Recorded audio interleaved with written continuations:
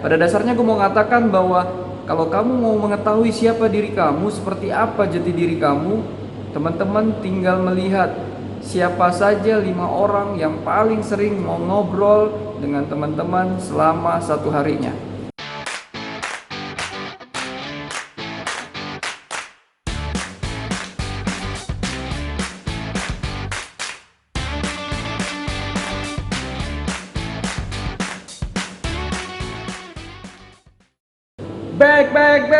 Back again. Hola teman-teman Slim semuanya, kembali lagi di Seven Production.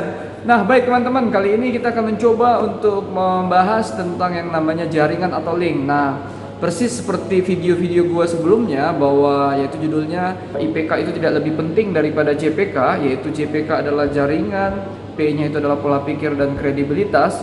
Maka di sini kita akan membahas satu, yaitu tentang jaringan saja, dimana penting buat teman-teman memahami bahwa kenapa sih kita harus punya jaringan, kenapa sih kita harus membangun jaringan atau link ketika kita masih kuliah.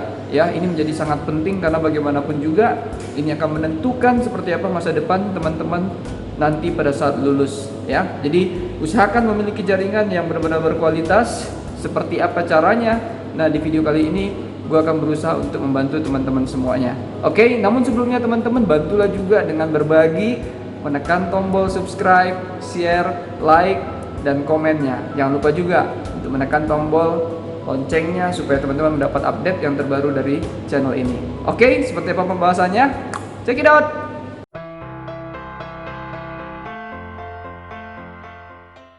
Nah baik teman-teman, jadi yang pertama itu gue mau katakan bahwa awasi dengan siapa kamu berbicara, awasi dengan siapa kamu berteman.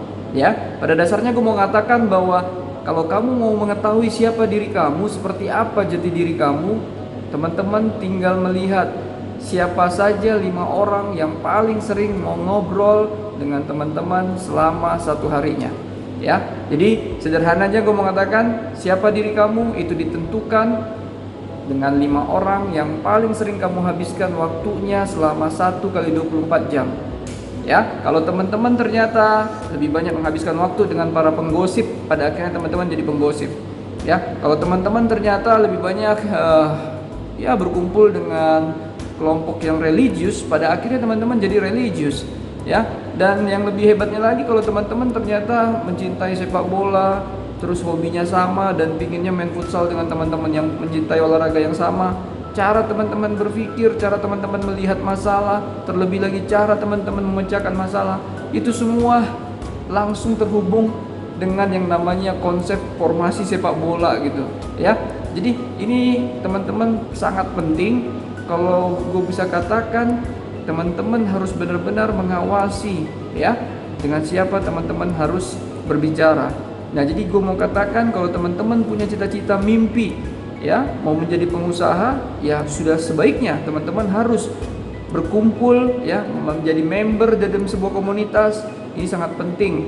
Jadi teman-teman harus benar-benar menceburkan dirinya ya dengan lingkungan atau orang-orang yang memang sangat membantu teman-teman mencapai cita-citanya lebih cepat lagi. Nah, kalau ada pertanyaan, Pak, bagaimana mungkin keadaan gue nggak memungkinkan di kampus sekarang bahwa gue harus bisa berada di tempat-tempat yang memang banyak satu komunitas dengan mimpi gue. Gimana, Pak, solusinya? Gue hanya bisa katakan teman-teman sekarang dunia serba teknologi dan canggih. Kalau teman-teman memang tidak punya teman atau komunitasnya belum ada, teman-teman bisa dengan cara habiskan waktu 1 kali 24 jamnya, nontonlah video-video yang memang ada hubungannya dengan mimpi teman-teman. Ya, habiskan waktu teman-teman memang menjeburkan diri di sana dengan cara memahami cara mereka berpikir, tips dan trik mereka bisa berhasil gitu ya. Silakan teman-teman. Ya, kalau memang ternyata banyak buku di lingkungan teman-teman, habiskan dengan buku.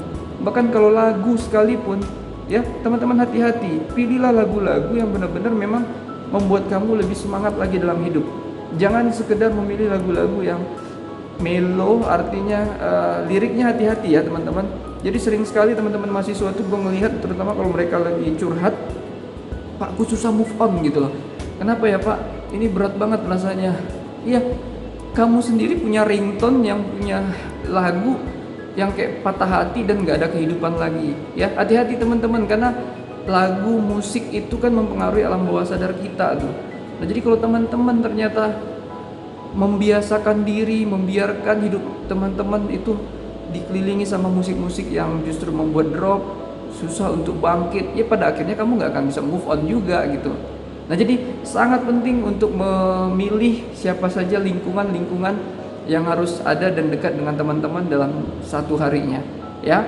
Dan sebisa mungkin pilihlah yang lebih mendekatkan diri teman-teman kepada pencapaian cita-cita yang teman-teman inginkan.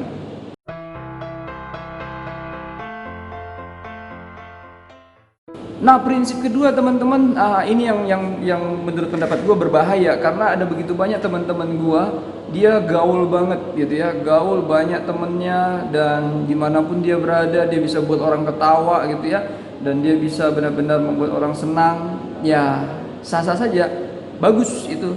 Namun ada satu kelemahan mereka, ketika gue melihat mereka punya amanah yang rendah sekali, ya teman-teman. Jadi memang ketika kita punya banyak kenalan, ketika kita dikenal banyak orang, ketika kemanapun kita berada, di mall, di tempat nongkrong, di perpustakaan bahkan gitu ya, pokoknya orang mengenal kita, kita bangga gitu, itu bagus. Kita punya kualitas dalam hal membentuk jaringan. Tapi sekali lagi teman-teman, tidak ada gunanya ketika kamu punya jaringan, namun jaringan kamu tersebut mengenal kamu sebagai image yang negatif, ya. Image yang negatif ini artinya adalah dimana mereka lebih mengenal kamu punya sebuah sifat atau perilaku-perilaku yang negatif. Ya, gue punya teman yang seperti itu, dimana pada akhirnya dia orangnya suka satu, kebiasaan berhutang, ya, dia punya gaya hidup yang tinggi, dan pada akhirnya banyak juga teman-temannya ketika kita ngajak ngobrol, lu kenal ini nggak si Anu, si A? Oh kenal, masih hidup dia gitu ya. Jadi masih hidupnya dia itu bisa gue simpulkan memang satu dua teman juga mengatakan hal yang sama, ternyata dia punya kredibilitas yang rendah, nama baiknya sangat-sangat tidak berkualitas, bisa dibilang seperti itu. Ya, yang berikutnya juga gue punya teman juga ya, bahkan teman seorang dosen, ketika memang dia dikenal banyak orang, oh lu kenal dengan ini, lu sempat satu pekerjaan dengan si dosen ini, oh oke. Masih sengak dia gitu ya, masih sok dia ya, oh kenapa enggak ya, hati-hati aja dengan dia. Nah, hati-hati teman-teman. Nah, ketika memang satu orang yang mengatakan seperti itu saja terhadap diri kita, that's fine, siapa tahu itu dendam pribadi. Tapi kalau sudah 2-3 orang kenalan atau lebih dari itu mengatakan bahwa kita punya sifat yang negatif, hati-hati, tidak ada gunanya lagi jaringan itu, karena mereka semua sudah menyimpulkan kamu di satu image, yaitu image yang negatif tadi. Jadi yang gue mau tekankan di sini sekali lagi, kita boleh senang punya banyak kenalan, kita boleh di sini senang karena kita bisa menghidupkan suasana, kita boleh senang di sini karena kita jago berbicara, ya. Orang lain seolah-olah wah terkesima dengan kata-kata ketika kita berbicara, ya, seolah-olah kita kaya akan pengetahuan, kaya akan pengalaman.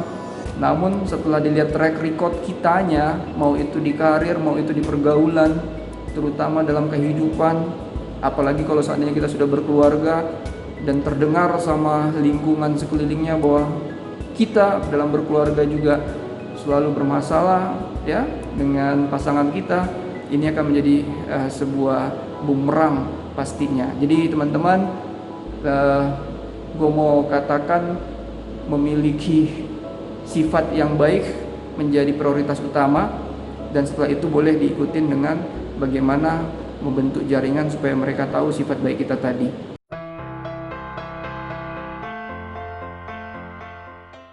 Dan yang terakhir teman-teman, gue mau katakan bertemanlah dengan siapa saja. Tadi di yang pertama gue katakan memang kita harus memilih, ya benar memilih, namun dalam hal hidup kita tahu ada skala prioritas. Jadi pada saat kita membentuk jaringan, kita memang memperbanyak teman-teman yang menjadi kenalan kita, usahakanlah berteman dengan siapa saja dari semua kalangan, kaya, miskin, pintar, kurang pintar, gitu ya. Yang jago marketing atau yang tidak jago marketing, yang jago produksi di bidang konveksi atau tidak, ya. Apapun itu kita harus ya terbuka menerima yang namanya pertemanan, karena memang itu sangat-sangat dianjurkan gitu ya. Berbuat baik kepada orang itu sangat dianjurkan. Namun di sini gue mau tekankan juga, kita juga harus menyediakan porsi buat berteman kepada orang-orang yang punya sifat buruk, bahkan maaf kata yang mereka berencana atau punya niat untuk mencelakakan kita. Ya, kasih mereka 5% dari porsi yang kamu miliki seandainya kapasitas kamu adalah 100%. Artinya 5% tersebut ya bahkan 2% pun oke lah, 2 sampai 5% lah, ya. Yang gue mau katakan di sana adalah dengan kita memberikan porsi kepada orang-orang yang memang berusaha untuk mencelakakan kita, di sana kita belajar arti ikhlas dalam hidup. Ini penting supaya kita naik level dalam kehidupan ini. Ya, kualitas kita tidak serta-merta ya sifatnya untuk menangani hal-hal yang bisa kita lewati saja, namun juga kita selalu diberikan semacam challenge, tantangan-tantangan baru, ketemu sama orang-orang yang tidak kita senangin, orang-orang yang justru punya niat-niat negatif terhadap kita, namun kita selalu punya respon positif terhadap hidup mereka. Dan gue yakin kehidupan Tuhan pasti akan memberikan setimpal dengan apa yang sudah kita berikan kepada orang-orang yang kurang baik tadi. Ya, jadi ini adalah hukum kehidupan. Penting dalam namanya membentuk jaringan, teman-teman berteman dengan siapa saja dan sediakan saja porsinya. Ya, kalau menurut pendapat gue tidak usah lebih dari 5%. 2 sampai 5% sudah cukup. Ya, karena kalau terlalu banyak pun ini akan bisa mencelakakan kamu, ya, karena kamu dikelilingi oleh orang-orang yang sangat negatif, ya. Walaupun kamu bilang saya positif pak, saya nggak akan mungkin bisa istilahnya terpengaruh dengan mereka. No, itu kata-kata lidah saja, perkataan mulut saja.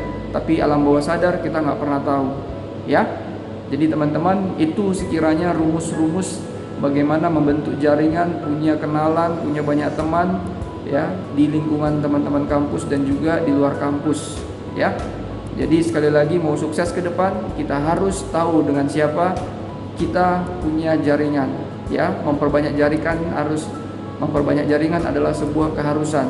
Sehingga teman-teman manfaatkan, maksimalkan waktu selama kamu kurang lebih 4 tahun di kampus dengan memperbanyak teman-teman kamu, terlebih lagi, ya, memperkenalkan kepada mereka kamu punya produk atau sifat yang baik, yang layak mereka jadikan acuan atau mereka jadi pingin berteman dengan kamu. Semoga saja keberadaan kamu dengan lingkungan kamu bisa banyak menginspirasi lingkungan kamu. Oke teman-teman, itu saja pesan atau ide yang bisa gue berikan dalam pembahasan kali ini. Terlebih juga jangan lupa buat teman-teman mau berbagi, ya, berbagilah untuk menekan tombol subscribe, share, like, dan komennya. Oke teman-teman, itu saja. Subrek. Terima kasih sudah menonton. Thank you very big and God bless you all. Out.